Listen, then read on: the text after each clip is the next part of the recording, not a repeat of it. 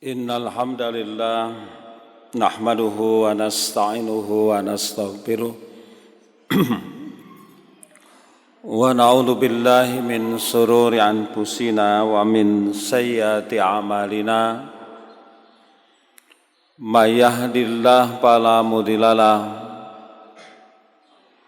wa may yudlil fala hadiyalah. Asyhadu an la ilaha illallah wahdahu la syarikalah wa asyhadu anna Muhammadan abduhu wa rasuluh alladzi la nabiyya ba'dah amma ba'du. Sidang Jumat yang dimuliakan Allah Subhanahu wa taala, alhamdulillah atas izin Allah masih memberi kekuatan, kesehatan, kesempatan kepada kita sekalian sehingga kita bisa melaksanakan kewajiban ibadah Jum'ah.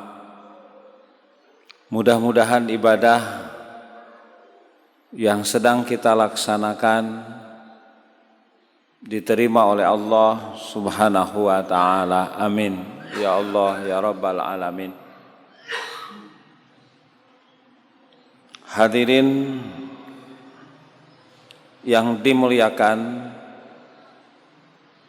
Allah Subhanahu wa taala,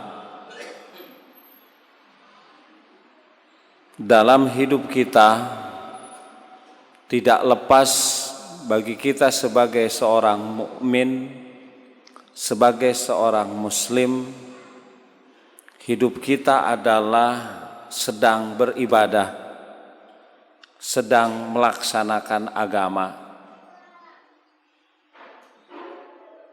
Hayatuna kulluha ibadah, kata Ali bin Abi Thalib, hidup kita semuanya berdimensi ibadah. Kita sedang beragama. Kebutuhan kita terhadap ibadah, terhadap agama lebih ketimbang kebutuhan kita terhadap makan dan minum. Karena makan dan minum ada berhentinya. Tapi kebutuhan kita terhadap ibadah tidak pernah berhenti, seperti tidak berhentinya napas. Kalau napas berhenti berarti kehidupan berhenti. Sehingga inna sholati wa nusuki wa mahyaya, hidup kami, wa mamati mati. Hanya ketika tidur bagi orang yang sudah dewasa, yang dimaklum ketika meninggalkan ibadah. Jadi ketiadaan kita beragama hanya dimaklumi ketika kita tidur.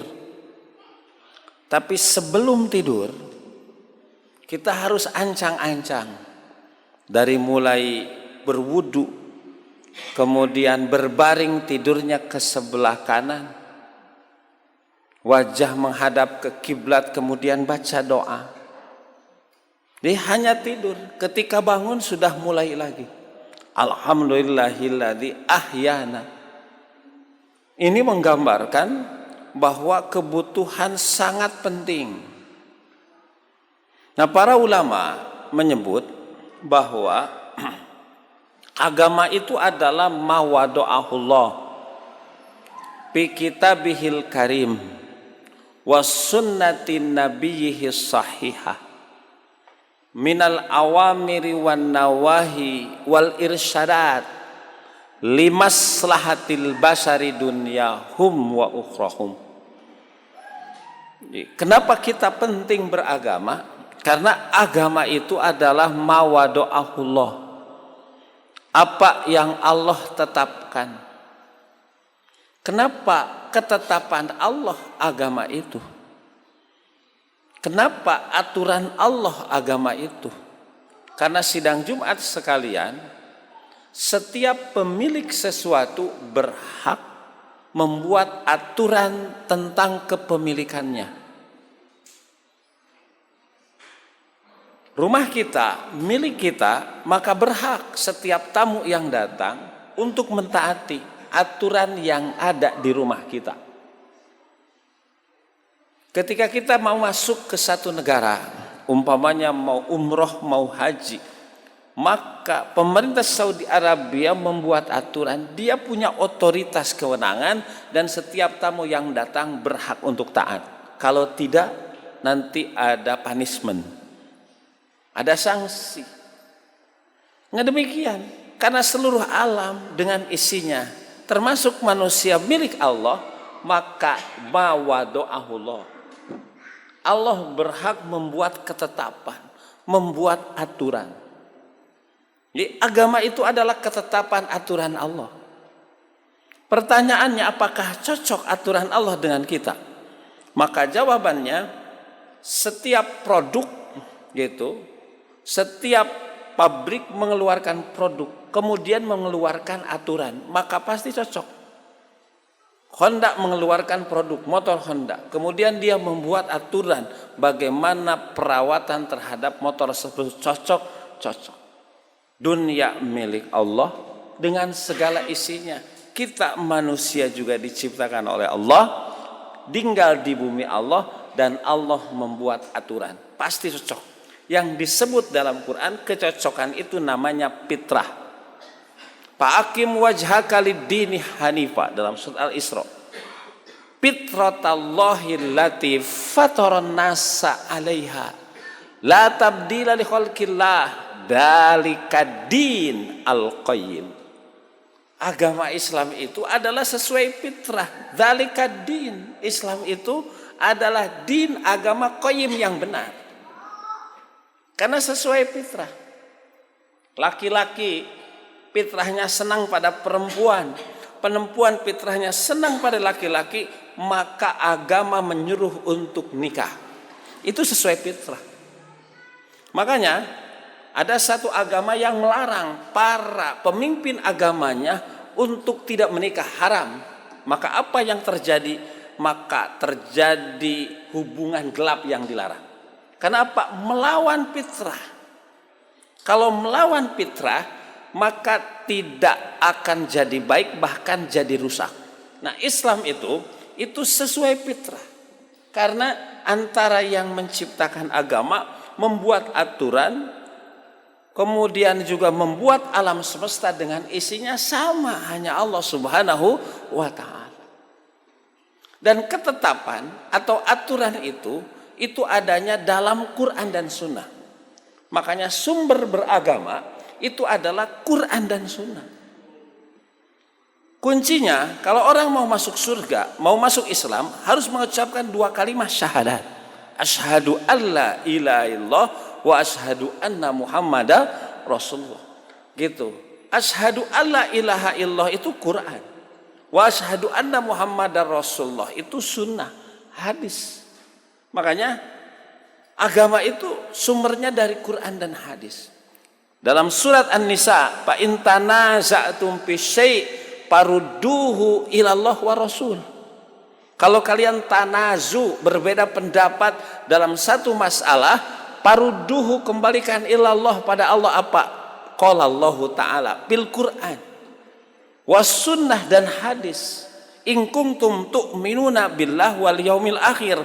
Kalau benar engkau beriman pada rukun iman yang 6. Yang 6 itu adalah simpulannya 2. Iman kepada Allah, kemudian iman kepada hari akhir. Bukan berarti rukun iman jadi 2, tapi yang 6 itu simpulannya hanya 2. Karena iman pada kitab Allah, Rasul Allah, malaikat Allah, itu iman kepada Allah. Iman pada Allah jadi ghayatul hayah, tujuan kehidupan. Iman pada hari akhir adalah iman kepada hari adanya pembalasan atas seluruh perbuatan yang kita lakukan. Kalau benar rukun imannya, maka sumber agama itu 2, Quran dan Sunnah. Banyak orang yang beragama kemudian apatis terhadap agama karena melihat justru agama itu menjadi sumber konflik, sumber problem, Gitu. Bahkan kata satu kaul ini begini, satu kaul ini begini, jadi pusing akhirnya yang mana jadi tidak, itu salah. Kalau kita bernegara, maka sumber negara itu kembalikan pada Pancasila dan Undang-Undang Dasar, jangan kepada yang lain. Kalau beragama, sumbernya kembali kepada Quran dan Sunnah. Itu wujud dari asyhadu an la ilaha illallah wa asyhadu anna Muhammadar Rasulullah. Jangan kemana-mana.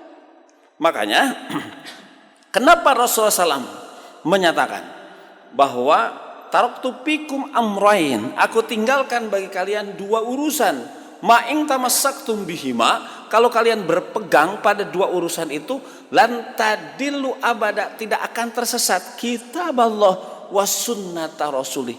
Dalam situasi gimana saja, maka kembali ke sana.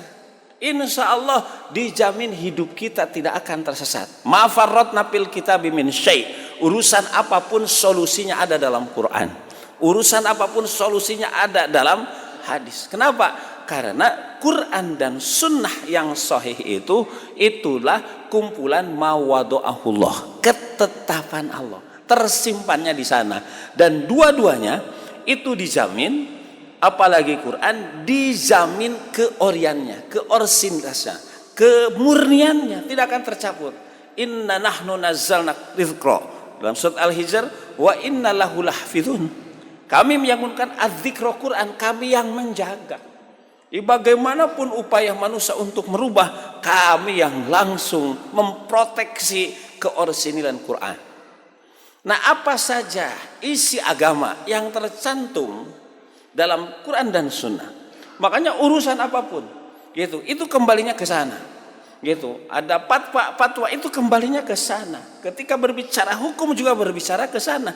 Mana Qurannya, surat apa, ayat berapa, bagaimana tafsirnya, mana hadisnya gitu, yang sahih, itu kembalinya ke sana. Karena kita sedang beragama, sedang beribadah kepada Tuhan pemilik alam raya gitu. Karena kalau beribadah, sekedar beribadah kepada Tuhan yang tidak memiliki alam dunia, buat apa?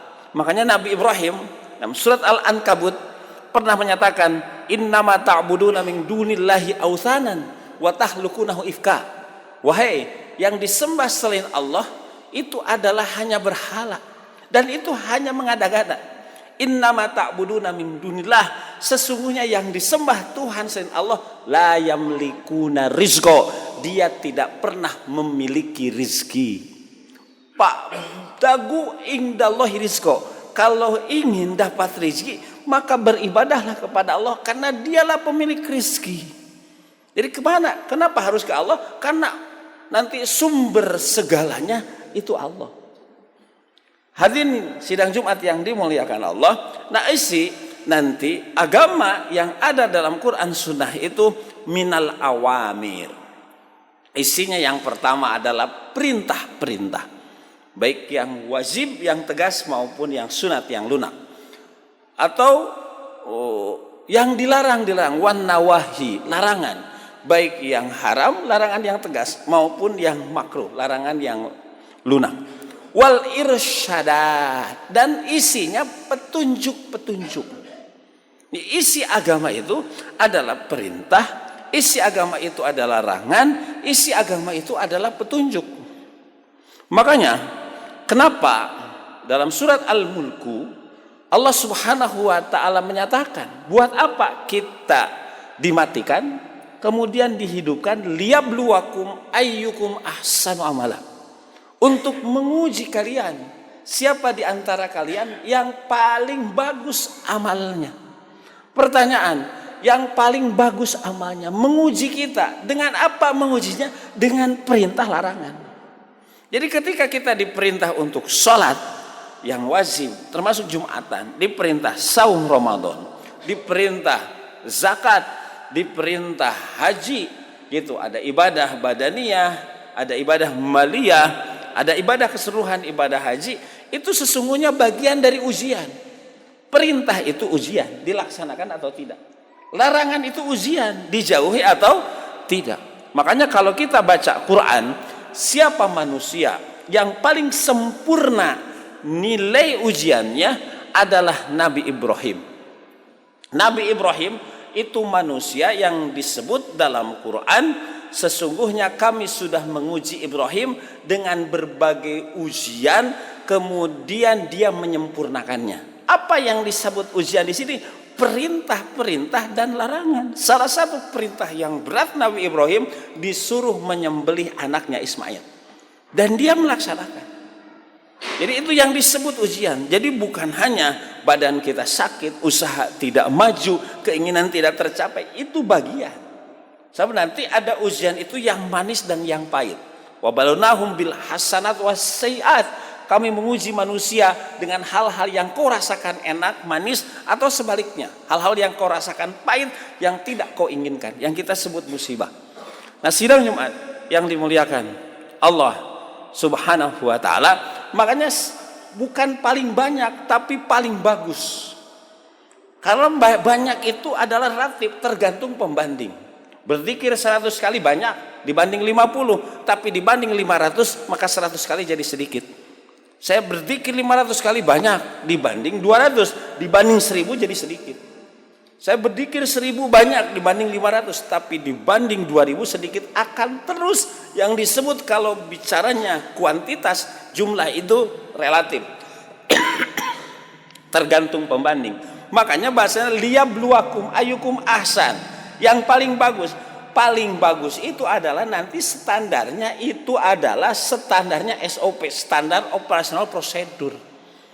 Itu aturan. Bagus itu nanti aturan, cocok enggak dengan aturan? Yang paling cocok itu paling bagus. Yang tidak cocok itu tidak bagus. Kalau aturannya ada 10, semuanya cocok, ini yang paling bagus. Kalau dari 10 yang sesuai aturan hanya 9, berarti ini di bawahnya, 8 di bawahnya, demikian seterusnya. Gitu. Nah, itu isi agama itu tercantum dalam Quran Sunnah, itu adalah perintah, larangan, wal irsyadat, dan petunjuk. Jadi isi agama itu petunjuk bagi kita dalam kehidupan di dunia ini. Barakallahu li wa lakum.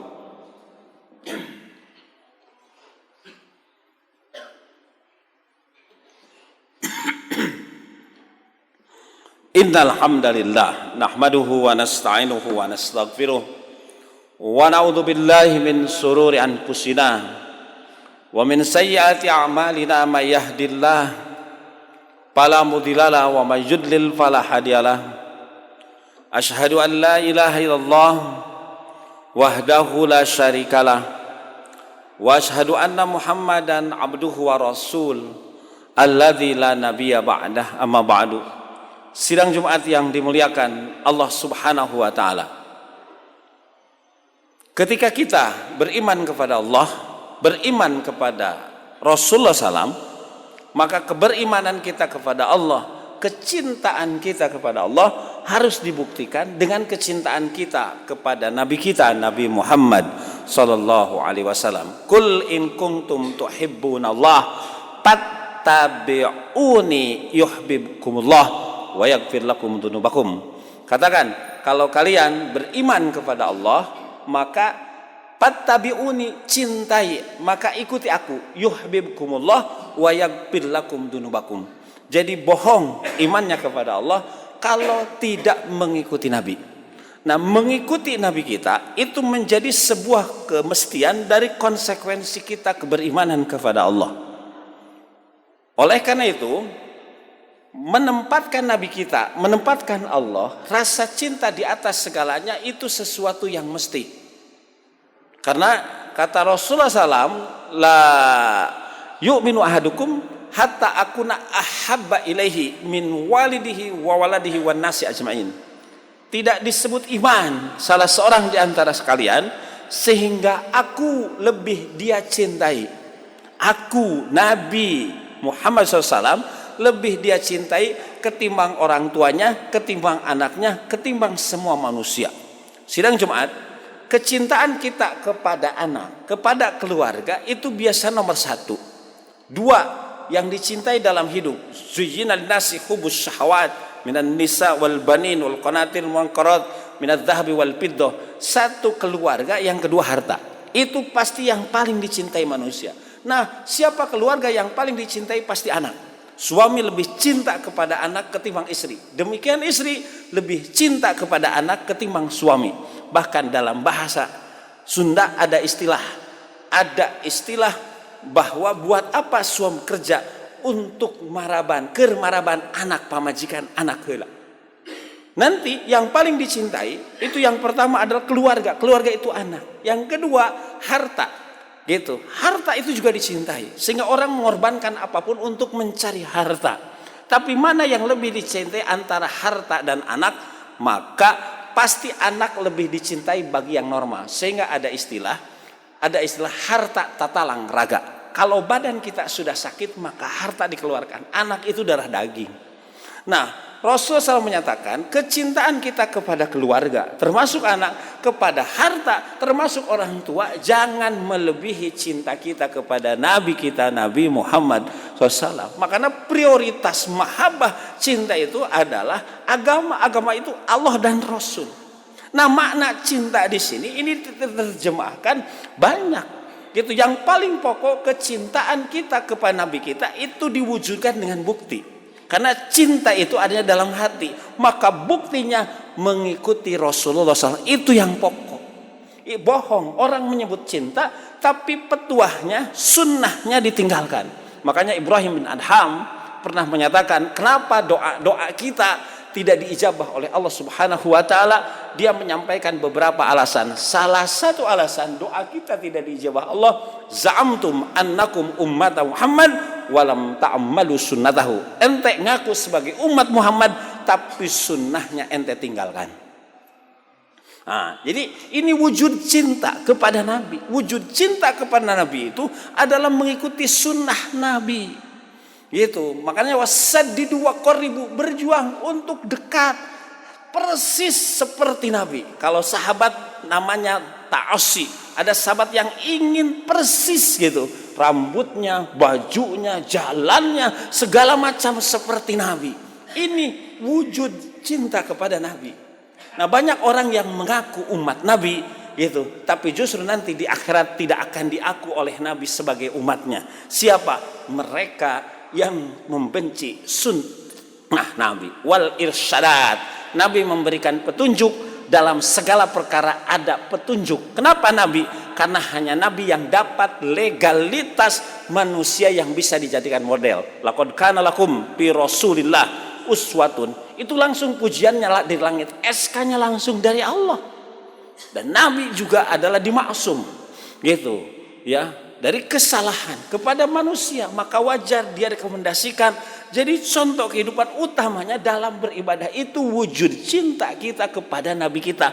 Wal irsyadat, makanya banyak kalau kita baca kitab-kitab kalimat hadiyuhu salam, petunjuk Nabi dalam berkeluarga, petunjuk Nabi dalam wudu, petunjuk Nabi dalam sholat, petunjuk Nabi dalam kegiatan kita sehari-hari. Dari mulai hal-hal sepele sampai hal-hal yang kita anggap berat, itu laqad kana lakum fi rasul. Itu wal irsyadat. Untuk apa agama itu? Untuk apa perintah? Untuk apa larangan? Untuk apa adanya petunjuk? Limaslahatil basyari, untuk kemaslahatan hidup kita.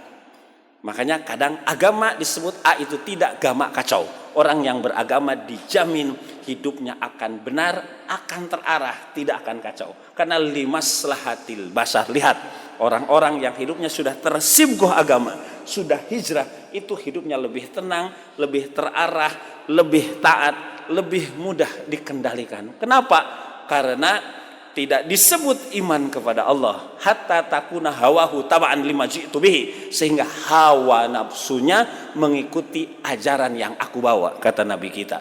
Itu limaslahatil basyari dunyahum sekarang wa ukhrahum, dan nanti di akhirat. Oleh karena itu Imam Malik radhiyallahu anhu menyatakan tidak akan ada solusi dari masalah kecuali, kata Imam Malik, dengan solusi yang sudah disampaikan oleh Nabi kita dahulu. La yasluhu hadhil ummah illa bima saluha bihi awwaluhu. Urusan-urusan problematika umat tidak akan bisa diselesaikan kecuali dengan ajaran yang bisa menyelesaikan problematika umat dahulu. Rasul datang, itu problem masyarakat sangat luar biasa akut. datang dengan membawa ajaran yang hanif, ajaran yang benar, itu luar biasa 180 derajat hanya berdakwah sekitar 23 tahun. Ini menggambarkan hebatnya rekayasa sosial karena memang langsung diatur, didesain oleh Allah Subhanahu wa taala, dan itu juga yang akan kita dapatkan kemaslahatan sekarang sampai nanti di akhirat kalau benar kita taat kepada Allah, taat kepada Rasulullah sallallahu alaihi wasallam. Aqulu qouli hadza wa astaghfirullah li wa lakum. Rabbana atina fid dunya hasanah wa fil akhirati hasanah wa qina adzabannar. Wassalamualaikum warahmatullahi wabarakatuh.